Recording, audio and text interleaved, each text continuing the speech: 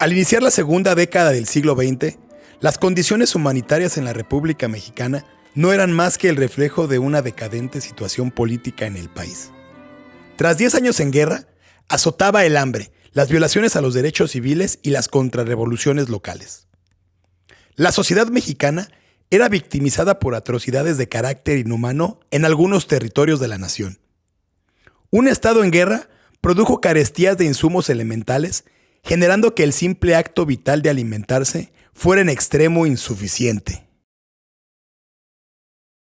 Una efímera lucha armada entre 1911 y 1912 instituyó en la presidencia de la República a un idealista coahuileño de reconocida familia llamado Francisco I. Madero.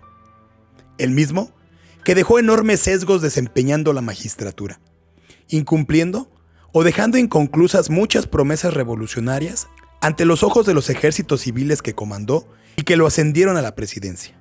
Estos compromisos revolucionarios, que ahora eran presidenciales, no solo estuvieron lejos de materializarse, sino que sorprendentemente eliminó las fuerzas revolucionarias que le dieron el triunfo sobre la dictadura porfiriana, argumentando que los civiles, no teniendo instrucción militar, deberían estar en sus trabajos y no con las armas en las manos levantados, quedando así relativamente desprotegido y sumando detractores a su proyecto. Madero, recién ascendido al Ejecutivo, destituye a los hombres fuertes de su ejército, los norteños Pascual Orozco y Francisco Villa. Orozco se molesta y se levanta en Chihuahua. Villa, decepcionado, marca su distancia. Y en Morelos, el Ejército Libertador del Sur zapatista, al no ver claro el retorno de sus tierras ancestrales, lo desconocen como presidente y le instauran una contrarrevolución enarbolada del Plan de Ayala. Sin embargo, el error más grave que comete el presidente Madero, según sus biógrafos, es haberle dado la responsabilidad total de las fuerzas federales a uno de los villanos más grandes de la historia de México, el jalisciense general Victoriano Huerta. Un personaje sin escrúpulos, sin lealtad, de terrible reputación, que durante el porfiriato encabezó una guerra de exterminio étnica de yaquis y mayas y que abusaba incansablemente de sustancias canábicas y etílicas. Así es que Huerta se pone a la cabeza de la División del Norte, y Pancho Villa, a solicitud de Madero, regresa a combatir bajo su mando, y se dirigen juntos a Chihuahua para destruir la rebelión orozquista con mucho éxito. Villa desde el primer momento había quedado impresionado con la figura de Madero por sus honestos ideales. Decía que era un rico de baja estatura que peleaba por los pobres y al que le guardaba verdadera lealtad. Madero, a su vez, recurrió a él porque admiró la fidelidad de Villa, así como sus inesperados éxitos militares y eficacia al mando. Ya en la práctica militar, a los ojos de Huerta, Villa no era más que un simple bandido al que se le podía comprar con posesiones y oro. Él y sus mandos próximos lo despreciaban, primero por ser un individuo de estrato humilde, y segundo, por no ser militar de profesión. Sin embargo, batalla tras batalla, Pancho Villa demostraba con creces ser un poderoso combatiente en campo, con un panorama muy claro del combate y folclórico carisma, que encantaba a los alzados que iban adhiriéndose a su movimiento revolucionario. Por ende, Huerta consideraba que su conducta arrebatada y la virtual autonomía que le otorgaban sus soldados se convertiría en un desafío a su autoridad. Por eso, aunque la relación fue diplomática en un inicio, ya en los estertores de la victoria, Huerta aprovechaba cualquier oportunidad para hostigarlo.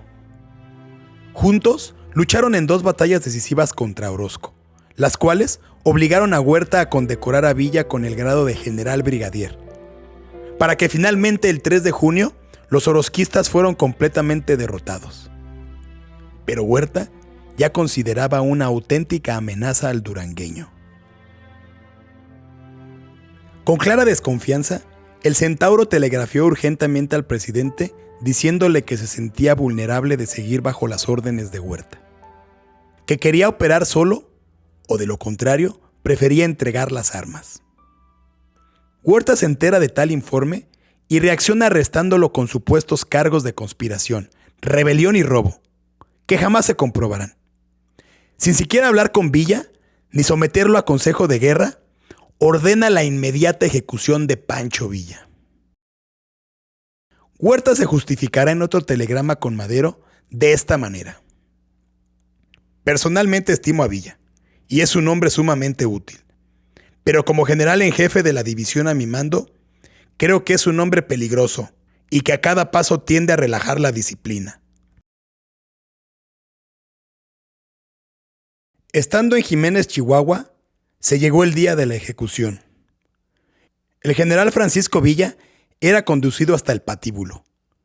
En una fotografía de época tomada justo en el lugar y el momento previo a pasar por las armas, se puede apreciar a un Pancho Villa de pie, a unos 3 metros de distancia respecto al pelotón de fusilería, compuesto de 5 infantes, usando lo que aparentan gorras tipo kepía obscuras, aguardando prestos las instrucciones de su capitán. El condenado, vestido de saco gris y pantalón claro, tomándose el sombrero de ala con la mano derecha tapándose del sol, que por lo que nos dicen las sombras de los presentes, le pegaba de frente. Minutos antes de que el pelotón extinguiera la vida del centauro, al lugar llega precipitado el coronel de la División del Norte, Guillermo Rubio Navarrete, de frondoso bigote, y que le tenía respeto y aprecio a Villa. Su presencia posterga la ejecución y narra lo siguiente. Encontré a Villa hincado y llorando suplicando en voz alta que no se le fusilara y que se le permitiera ver al general Huerta. Estaba de rodillas, teniendo cogido de la pierna al coronel Ojarán, y detrás del grupo, el general Castro. Estaba el pelotón de ejecución con sus armas recargadas. Sin hablar con nadie, me dirigí velozmente al cuartel general para ver al general Huerta. Pero al voltear la cara, vi que la situación se había modificado, pues Villa estaba ya de pie frente a la pared. El pelotón con las armas terciadas. Regresé violentamente y di orden de suspenderla, sacando a Villa del cuadro y llevándolo del brazo al cuartel general. Examínese bien la reacción que demuestra Francisco Villa en la antesala de su ejecución. Su conducta refrenda una personalidad explosiva, itinerante y enigmática, digno de un profesional análisis psicológico. Sería profundamente interesante conocer qué condiciones emocionales podían llevar al general de adoptar una sentimental conducta a experimentar una rabia terrible que termina en la ejecución de enemigos. Por ejemplo, ¿cómo se conmovió al extremo el día que visitó la tumba del expresidente Francisco I. Madero y derramó un diluvio de lágrimas? ¿O cómo rompe en llanto en los momentos más críticos de la batalla por Zacatecas viendo agonizante a su compadre Trinidad Rodríguez? ¿O cómo vacía su revólver a uno de sus coroneles sin averiguación previa al desafiar la ley seca impuesta después de la batalla? ¿O cómo vaciló entre sí o no fusilar a Álvaro Obregón el día que se entrevistaron en Chihuahua? Todas estas conductas hacen a la figura de Pancho Villa un líder absolutamente interesante. Huerta, al enterarse de lo que hizo Rubio Navarrete, amenazó con fusilarlo por haber frustrado la muerte. A bien para los códigos marciales que representaba la institución, le explicó que él y sus hombres en ningún momento habían hallado indicios de que Villa planeaba rebelarse traicionando los códigos de la división. Sin que la explicación haya satisfacido al chacal, al otro día Madero telegramea a Huerta pidiéndole se le perdonara la vida a Francisco Villa. Por ende, a Huerta no le queda más que enviarlo arrestado a la Ciudad de México a enfrentar la ley marcial. Sin embargo, al mismo tiempo camino a la capital, manda sicarios con la finalidad de matarlo sin éxito. Con la ausencia del durangueño en la división, hizo disolver su unidad y obligó a sus hombres a enrolarse en el ejército. Francisco Villa había llegado muy humillado a la Ciudad de México. Corrió el rumor de que el admirado guerrillero que siempre salía avante a sangre y fuego, se había arrodillado frente a los oficiales federales y suplicado por su vida, a lo que él se remitió a decir sin justificaciones: yo dejo que el mundo juzgue mis lágrimas en aquellos supremos momentos. Si la cobardía las hizo brotar, o la desesperación de ver que me iban a matar, sin que yo supiera por qué. En la capital tenía la errónea seguridad de que la simpatía mutua que en apariencia compartía con el presidente Madero haría una intervención por él. Desafortunadamente se equivocaba.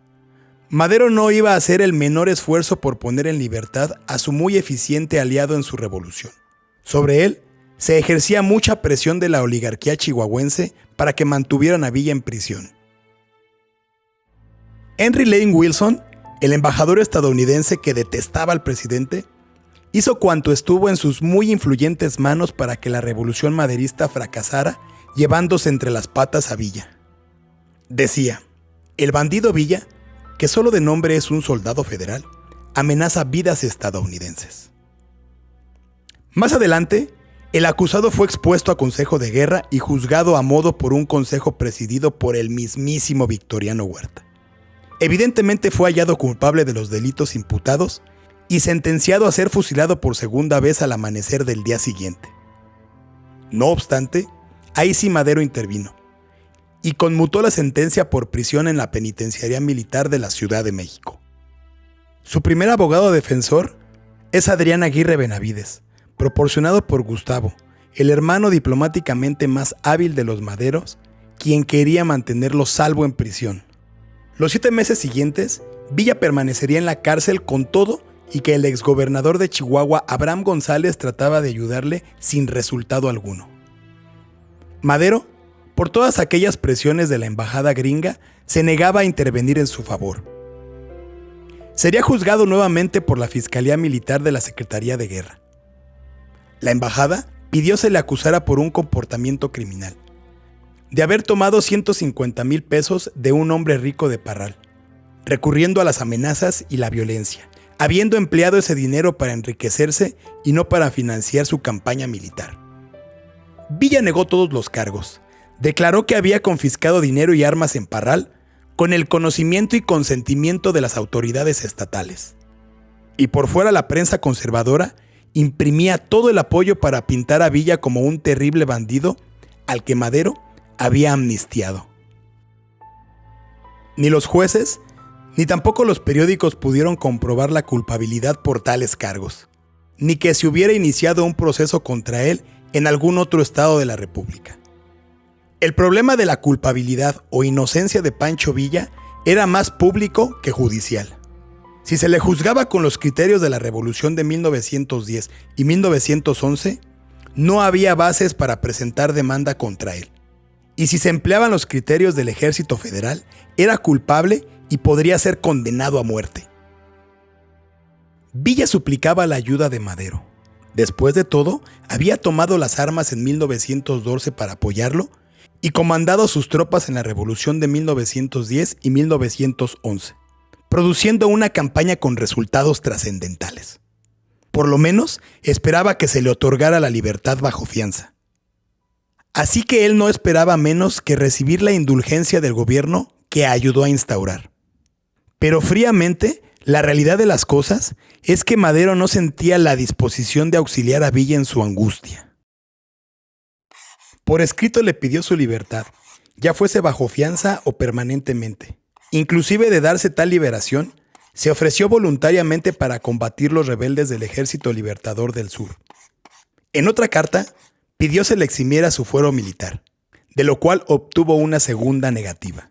Ante tales circunstancias, le suplicó nuevamente se le enviara al exilio a otro país, de preferencia a España.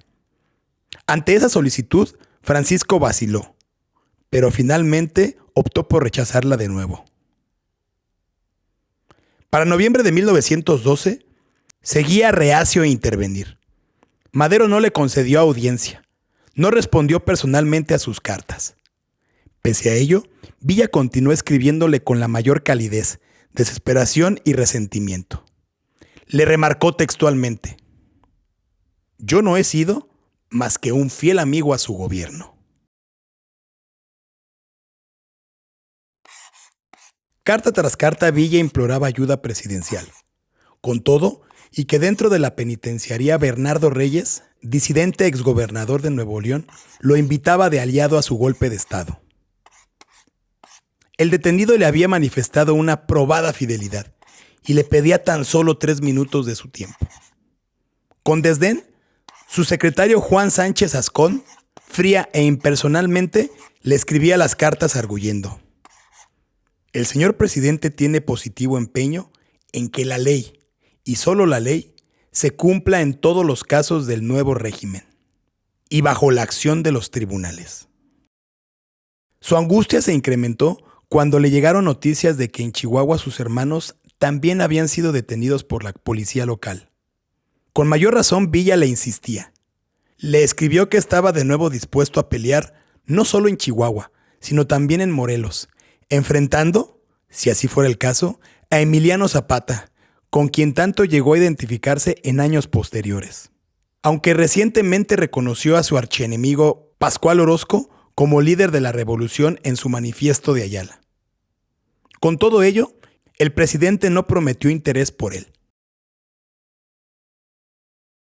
Mientras todo esto sucedía, en el estado de Chihuahua Pascual Orozco fue derrotado completamente.